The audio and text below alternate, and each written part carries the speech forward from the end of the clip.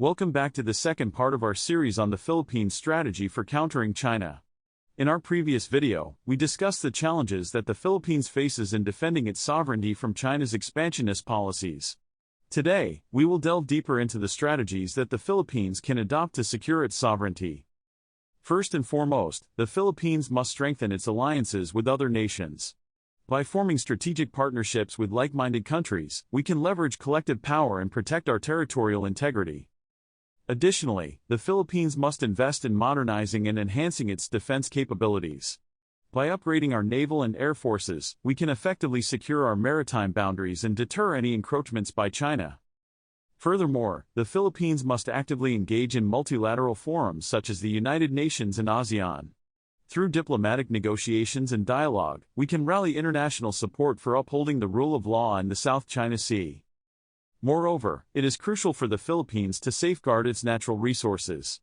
We must prioritize sustainable development and responsible resource exploitation to prevent China's undue influence over our country.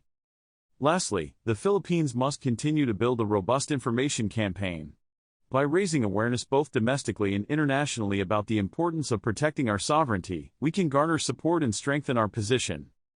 Thank you for joining us on this journey to explore the Philippines' strategy for countering China. Stay tuned for more insightful content on defending our sovereignty. And remember, together, we can ensure our nation's security and protect our territorial integrity. Thanks for watching.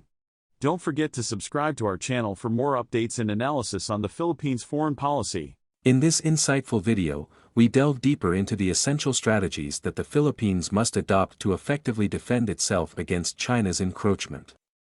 Building upon the previous discussion, we continue to explore the diplomatic, military, and economic aspects crucial to securing sovereignty. Join us as we decipher a comprehensive roadmap for the Philippines to counter China's dominance and safeguard its territorial integrity. Throughout this engaging conversation, we analyze various approaches, such as robust international alliances, leveraging regional partnerships, enhancing naval capabilities, and investing in cutting-edge defense technologies. Emphasizing the significance of diplomacy. We underscore the importance of engaging with global stakeholders and promoting a unified stance against China's expansionism. Additionally, we shed light on the economic strategies that could bolster the Philippines' position, including exploring alternative trade routes, diversifying partnerships, and improving self-sufficiency.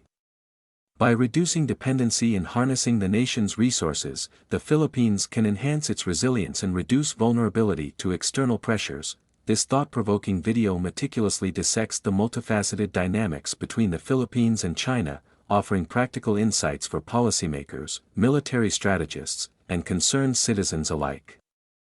Our expert panelists provide informed perspectives, draw historical parallels, and present innovative solutions to fortify the Philippines' position in this geopolitical landscape. Ultimately, our goal is to equip viewers with a comprehensive understanding of the measures necessary to defend the Philippines' sovereignty effectively.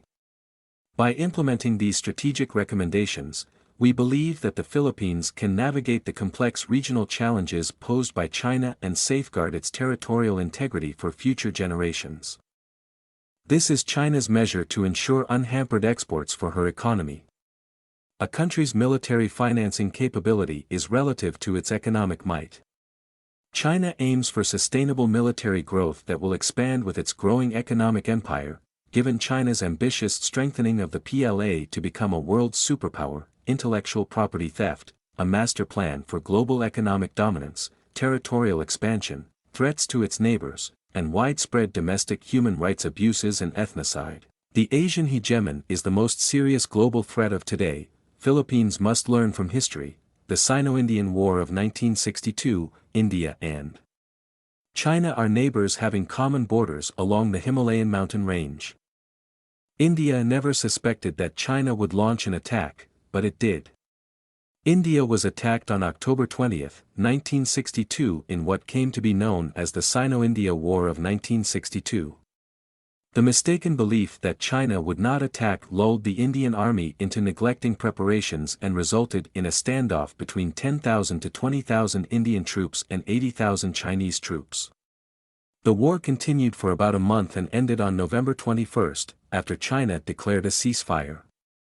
6. In the Philippines, one of the reasons why the Armed Forces of the Philippines, AFP, was not modernized is the belief that its friendly relations with its neighbors would protect them from an invasion or armed attacks. That hope rested on other countries following the same rule of justice and peace. As suggested by Article 2, Sector 2 of the 1987 Philippine Constitution. As we now know, the ideal of peace and justice only works when both parties show it respect. We persist in our idealistic illusion even now. Despite tensions in the South China Sea, the Philippine President Rodrigo Duterte assured Filipinos of China's good intentions. "You know, Red China or Communist China just wants to be friends with us," Duterte said. 7. This overly optimistic belief in other countries' good intentions, even when plainly contradicted by history and the daily news, is what lulls the Philippines into complacency and the neglect of its military defense. The Philippines must learn from the experience with China of another South Asian country half a century ago. Because of his cordial relations with China, Prime Minister Nehru believed that China would not attack. Because of that belief, India did not prepare for war against China. Though trusting other countries is good, one must know how to distinguish status quo from revisionist countries. China is an expansionist empire whose leaders have not yet waken up from a delusion of their growing empire. They are therefore attempting to revise their borders to the detriment of their neighbors. China's treatment of Tibetans and Uyghurs, the Tiananmen massacre, and China's history of aggression to its neighbors demonstrates that no country should trust China. Rather, they must prepare for war to achieve peace through strength. The Philippines' incapability to defend its territory against other countries leave others an opportunity to intrude on its maritime domain. As in the outcome of the Scarborough Shoal standoff in 2012.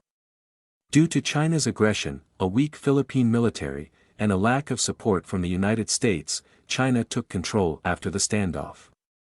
8. After the 2016 Permanent Court of Arbitration award to the Philippines, China just ignored the ruling, and flew a nuclear-capable bomber over the shoal to make its point. Might makes right. That is why even with the present supposedly cordial relation with its neighbors, the Philippines must still strengthen its armed forces. Philippines must modernize its armed forces. In 2012 the Philippine Congress passed the Republic Act, RA 10349-9, amending RA 7898, establishing the Revised Armed Forces of the Philippines, AFP, modernization program. At that time the Philippine government saw the importance of having a strong and modern armed forces. During his 6 years in office, President Benigno Aquino III accelerated military modernization to a pace that was unrivaled after the Marcos era. Yet, it remains insufficient. 10. President Rodrigo Duterte reaffirmed his commitment to continue the AFP's modernization but shifted in priority. Under President Aquino, the focus was to strengthen the AFP's capability to address external threats, particularly to protect its territorial waters, and advance its maritime domain awareness. President Duterte's focus, which fits into China's strategy with itself as regional hegemon and sovereign of the South China Sea, is counter-terrorism and internal threats. 11. Duterte is turning the AFP's guns from pointing outwards to defend Philippine sovereignty, towards the center against internal rebellion. As noted, focusing defense spending on internal threats weakens external defense, all else equal. The AFP and the Philippine National Police have very capably dealt with this internal threat. Modernizing the external defense capability is a separate concern which does not depend on whether government forces can crush terrorism immediately or not.